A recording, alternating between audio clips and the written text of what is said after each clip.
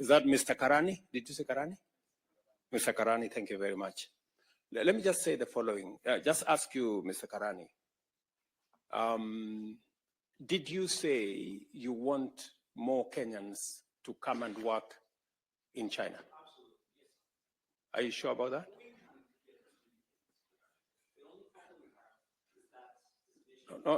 No, just answer my question. You asked me the question. Let me answer. Let me ask you. So, did you say you want more Kenyans to come and work in China? Very good.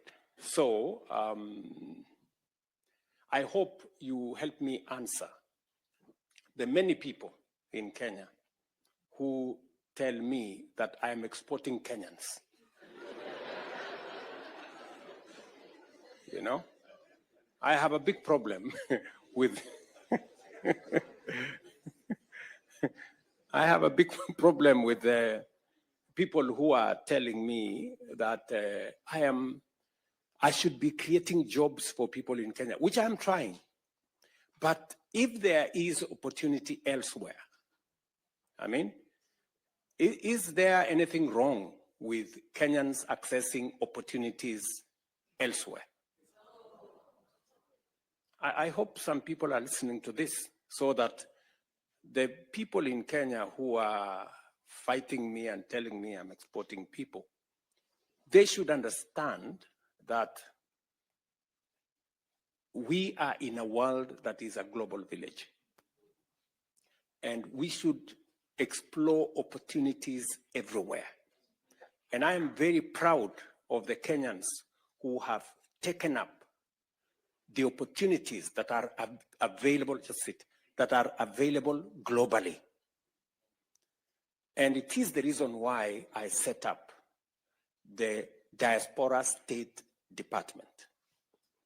So already it is in my radar, and CS for PCS and CS for Diaspora and Foreign Affairs, together with Roslyn Jogu, my PS for Diaspora, are seized with that matter. We have signed several bilateral labor agreements that provide the framework you're looking for.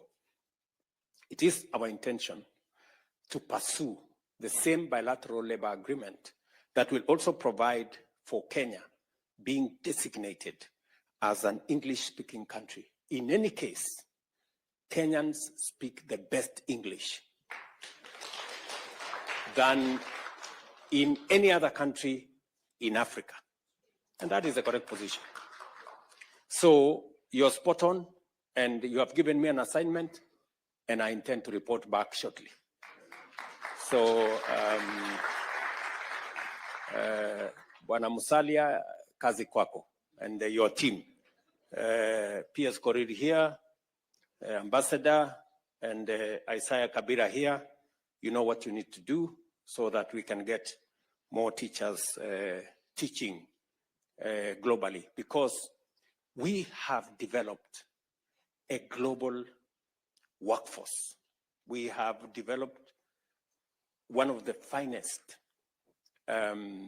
human resource that can work anywhere in the world. And we should deploy it to the advantage of Kenya. And that is the reason why labor mobility is one of the programs that I actively pursue, because I know it gives opportunities to many Kenyans. Today, we have close to 300,000 trained teachers in Kenya. The choice is, should they find opportunities elsewhere in the world, or should they wait for opportunities in Kenya? I think whenever the opportunity arises, whether it is in Kenya or in a foreign country, they should take up that responsibility. Thank you very much. So I have some assignment from you. I know we are running short of time, but let me give another 2 people. Your Excellency. Yes, proceed. Your Excellency, I recognize you. I also recognize Mama Rachel, and I stand on existing protocol. I do not represent any constituency, Your Excellency, because I am the only United Nations employee in Kenya, in China, from Kenya. We have 27 United Nations agencies in Beijing. I'm the only Kenyan. I apologize for coming late. I send the greetings of Sid Chatterjee, the resident coordinator here, who I was representing at another meeting with the Undersecretary General for Humanitarian Affairs, Mr. Tom Fletcher, who also said is your friend. So I excused myself from that meeting. Absolutely.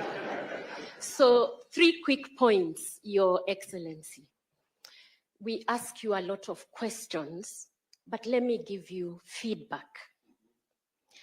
This is my 2nd time in China. I was here for 4 years, left, came back. I've been here for 2 years. I have had the privilege of interacting with 4 Kenyan ambassadors to China.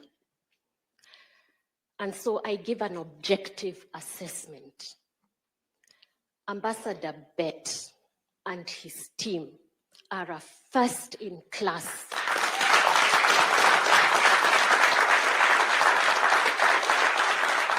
It is an objective assessment. It is no criticism or judgment of previous leadership. He elevated excellence to a class or a level in Beijing that we have not seen. And really all credit to Ambassador Bett and the Kenya mission team. They make us proud. We carry our heads high with pride. I did indicate that I'm the only Kenyan in the United Nations system here. I am in discussion with your PS, Sing'oei. I am an international civil servant. There are things I cannot disclose in a public gathering of this nature, but I did want to draw to your attention that the last time we had a Kenyan at the level of Undersecretary General was Muhisa Kitui. I think we need to amend that. But let me come back to what the multilateral system does in China. While you are negotiating on the bilateral front, I would like you, Your Excellency, to know that there is a multilateral engagement between UN agencies in China and countries outside of China. So as a UN agency representative, and my colleagues do the same thing, we have a dual mandate. We engage on domestic issues in China, but it is my duty to ensure that the developing South benefits from China's vast South-South cooperation initiatives. And so, Your Excellency, we receive grant money. The UN system receives grant money from the Chinese government, from the Chinese public sector, to provide to countries primarily in Africa, because China prides itself with the friendship it has with African countries.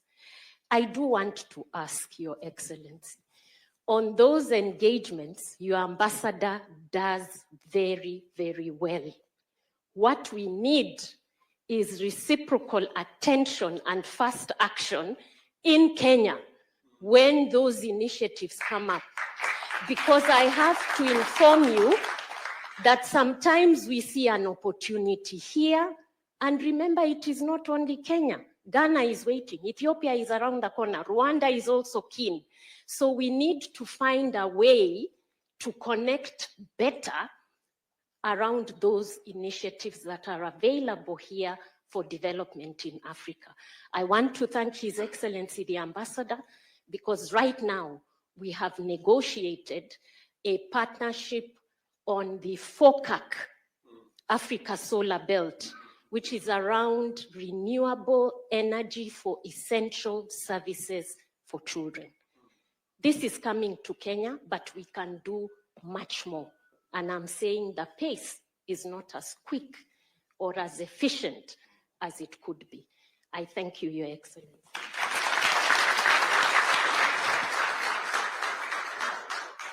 Thank you very much, Madam Ama. Madam Ama, thank you very much. Yes, it is very rare to get compliments from Kenyans.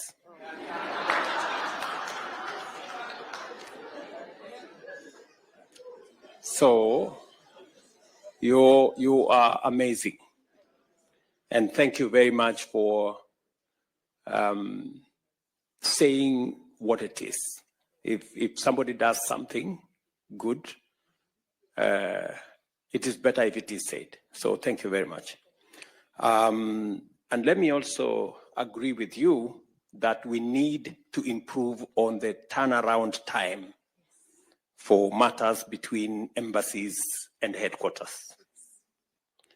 I think PS Korir and your team, you need to pull up your socks so that whenever there are issues that require headquarters to provide direction or to engage in a certain manner, we can improve on the efficiency around that turnaround time. And with the expanded mandate of the Ministry of Foreign Affairs to include all the diaspora issues, and with an extra PS, I think there should be demonstrable progress in the efficiency around foreign affairs. And I agree with you that we need a country strategy. In fact, one of the issues I have discussed with Rosalind Jogu is how we can deliberately place Kenyans in some of the UN positions that arise. We have some of the best human capital anywhere in the world. There is no reason, absolutely, why we do not have undersecretaries in the United Nations. And therefore, I agree with you. And I'm sure the Honorable Musalia Mudavadi is going to provide leadership on that front. Thank you very much. Somebody, okay, Madam? Your Excellency, President of our beautiful Republic of Kenya, Dr. William Samoei Ruto, Your Excellency, the First Lady, Mama Rachel Ruto, all protocol observed. Huanying Dao Zhongguo. Welcome to China. The reason I'm saying this is because I have been here for close to 20 years now. And being here has meant that I have worked tirelessly to promote our beautiful country, especially in matters to do with tourism and education. I head the Institute of Kenya, Africa-China Languages and Cultural Exchange Center at TNG Normal University, which actually is working with Kenya Bureau of Standards to do research on coming with the most or the best quality of avocados to be exported to the Chinese market. That's one of the things that we do there. However, my note would be for tourism, because being here, China is a huge country with a huge population. And if we can get at least 1% of Chinese people into our country, we can raise our tourism revenue so high. However, we need platforms to do this. And this is to the, in the case of live streaming. We can use social media so much in portraying our beautiful country. We can have influencers, influencers do a good job. We can have influencers to go around in our tourist sites and to at least showcase our country and reach out to the Chinese audience. And so my question would be, would there be a department to help us to do this? On my part, I have communications business, which can actually be used for the live streaming work. And if we can work together with the Ministry of ICT, the Ministry of Tourism, I think we can really expand so much in reaching out to the Chinese audience. So, Mr. President, thank you so much for giving us this platform. And we hope that you can use us to make our country great. Thank you. Thank you very much, Madam. I didn't get your name. Sorry, my name is Dr. Ruth Njeri, and I work at Tianjin Normal University. Thank you.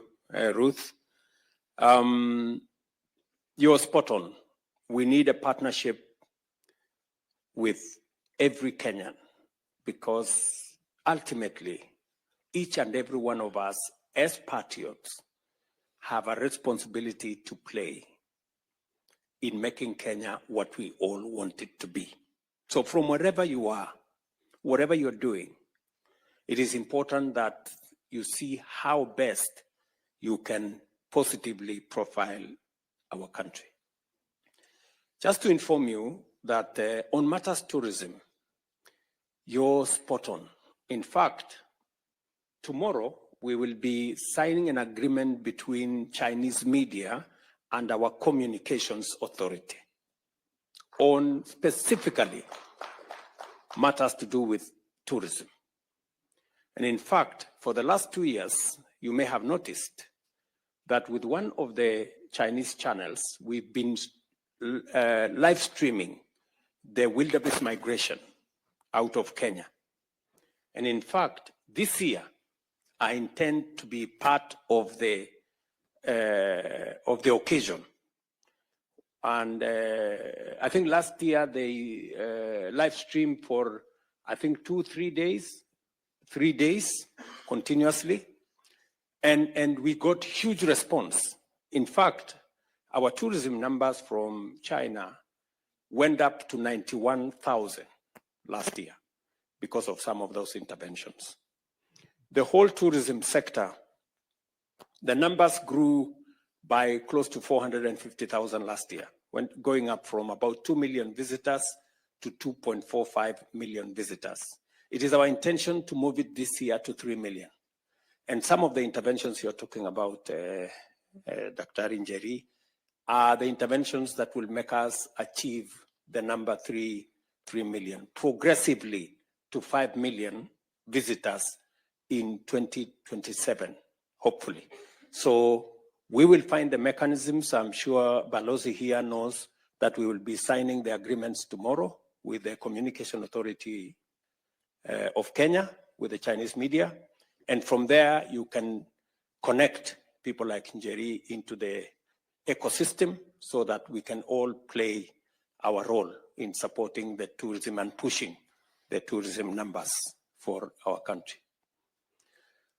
I think because of time, maybe Daktari here, Mr. Chancellor. Thank you, Your Excellency. Mine is just a proposal to you and colleagues in government, especially for us in the multilateral space.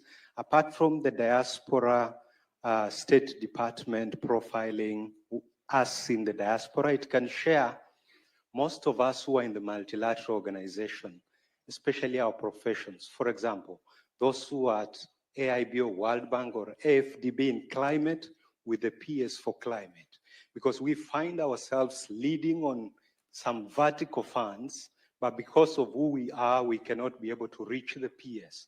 And it's easier to, once the PS knows how to access working level colleagues in multilateral institutions, they can tap on some innovative financing that can prepare some of the projects and push some of the agenda.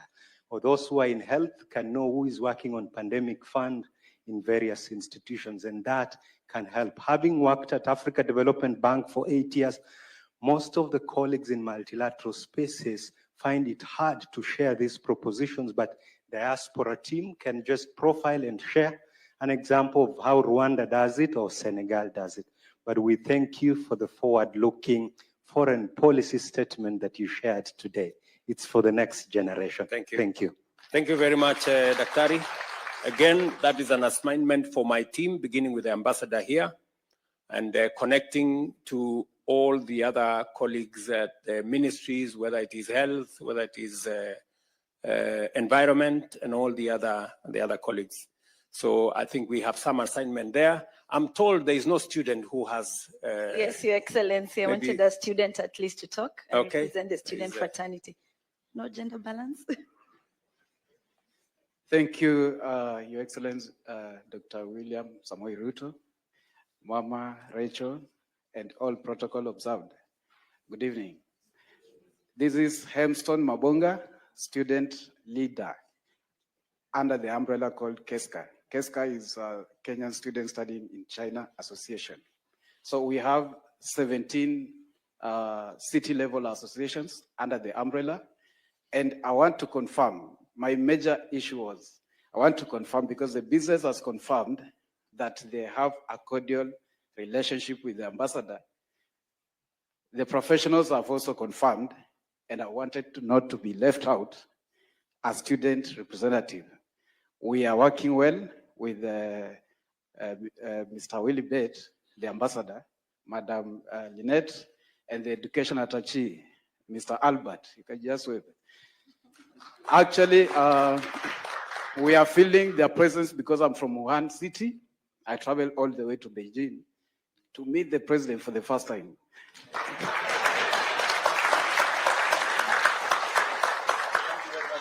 Yeah, sure. Okay, that's a lifetime handshake. Thank you. Thank you. Make sure you don't forget the issue. Yeah. I won't forget, actually. It's a compliment. I'm not complaining. We are used to complaining, but it's a compliment. I want to appreciate, I attended your morning session, and I admire to have the same knowledge you have in future. That is, I learned something very, very important in the session. I don't want to share with you because of time, but I will share with my friends when you leave.